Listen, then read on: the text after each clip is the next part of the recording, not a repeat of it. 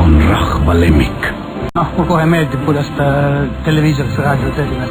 Mul oli kohe selgelt just tema poolt valine. Põhimõtteliselt ainult olend siin vabariigis, keda ma talun. See on inimene, keda ma usaldan pimesi. В Эстонии две хорошие новости. Скидки и он.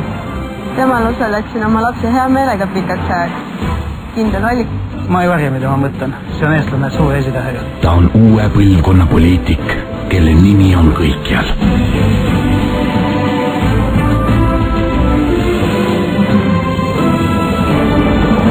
Euroopa radikaalseim demokraatia kaitsja pärast Silver Meikarit.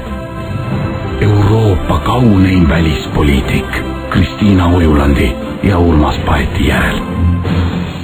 Ta on tegija. Valige tema, sest temagi tahab lastele banaani osta. Poliitik Igor Gräzin, kes on sinu lemmik nendel valimistel? No ma ei tea, võib-olla ma ei seleta, ma panen näita.